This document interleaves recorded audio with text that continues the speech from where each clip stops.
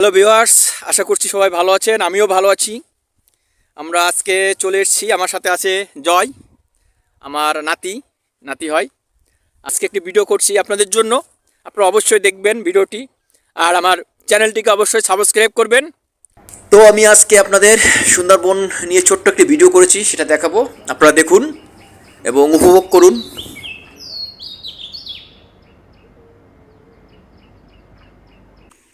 Dear viewers, আমি এবং আমার নাতি জয় ঘোষ আজকে আপনাদের নিয়ে এসেছি আমাদের বাংলাদেশের দক্ষিণের, আমাদের সবার পরিচিত এবং বাংলাদেশে আলোচিত একটা পর্যটন কেন্দ্র সুন্দরবন।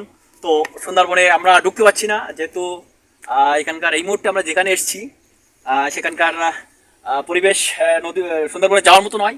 এই যে নদীর ওই পারে যে সুন্দরবন দেখা যাচ্ছে, আমাদের বাংলাদেশের ম্যানগ্রোভ ফরেস্ট, খুব সুন্দর ফরেস্ট, কত সুন্দর বাগান। এখানে দেখুন, এখানে বিভিন্ন ধরনের প্রাণী পাওয়া আছে।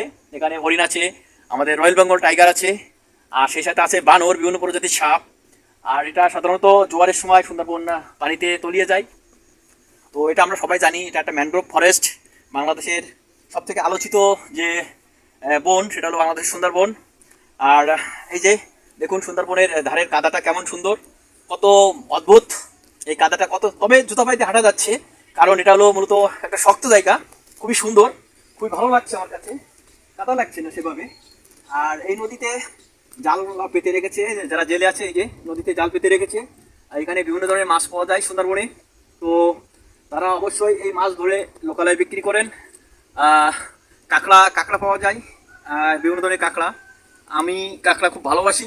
আসলে সন্ধ্যাবেলায় আমরা হাজির হয়েছি সুন্দরবনের একেবারে কাছেই। এই যে নদীর ওই পার সুন্দরবন দেখা যাচ্ছে, কি সুন্দর প্রাকৃতিক দৃশ্য। আর আমরা এসেছি আসলে দুইজন, মূলত আমি আর এই জয় ঘোষ, এই যে আমার নাতি জয় ঘোষ, আপনাদের সুন্দরবন দেখানোর জন্য। আর সুন্দরবনের নিকটে যে কেওড়া গাছ টাছ থাকে, এটা কি গাছ আসলে এক্স্যাক্টলি বলতে পারছি না।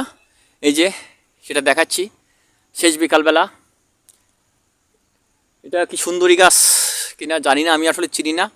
এই যে আপনাদের দেখাচ্ছি, দেখুন সুন্দরবনের কি অপূর্ব দৃশ্য, কি আশ্চর্যজনক জায়গা, খুব সুন্দর, খুবই মনোমুগ্ধকর। আমার ভীষণ ভীষণ মুগ্ধ করেছে। বিশেষ করে এই যে ম্যানগ্রোভ ফরেস্ট এখন ভাটার সময়। তো ভাটার সময় এখানে জল নাই বা পানি নাই, পানি নেমে গেছে। আবার যখন জোয়ার আসে এখানে সব প্লাবিত হয়ে যায়, পানিতে তলিয়ে যায়। That is why it is mangrove forest. যে বনে জোয়ারে পানি ওঠে এবং গাছের গোড়া পর্যন্ত ওঠে, তলিয়ে যায় অধিকাংশ গাছের, প্রতিটা গাছের। কিন্তু এই সমস্ত গাছগুলো তাদের শিকড় বাকড় দিয়ে অক্সিজেন নেয়। দেখুন কত সুন্দর। আপনারা যারা আসতে পারেননি বা যাদের ইচ্ছা আছে, তারা অবশ্যই আসবেন, সুন্দরবনে ঘুরে যাবেন।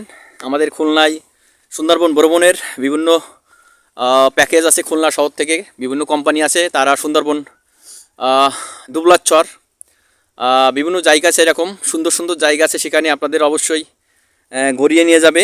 আপনারা অবশ্যই আসবেন। এই দেখুন নদীতে কিভাবে জেলেরা মাছ ধরেন।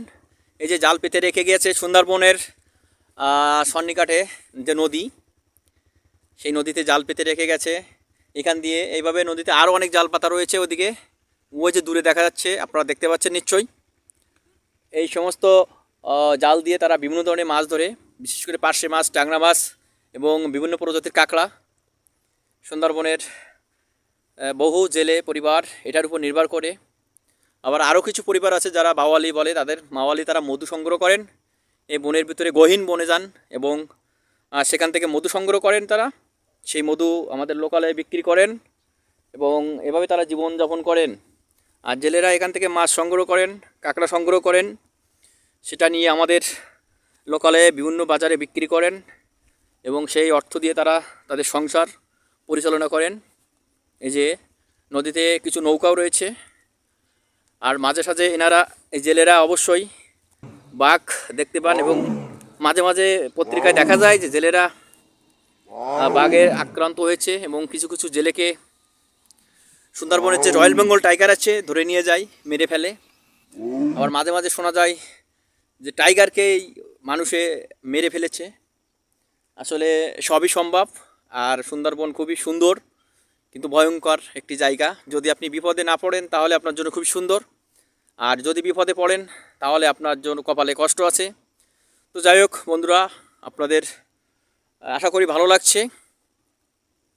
তো সুন্দরবন থেকে আপনাদের সবাইকে শুভেচ্ছা জানিয়ে ভিডিওটি শেষ করছি।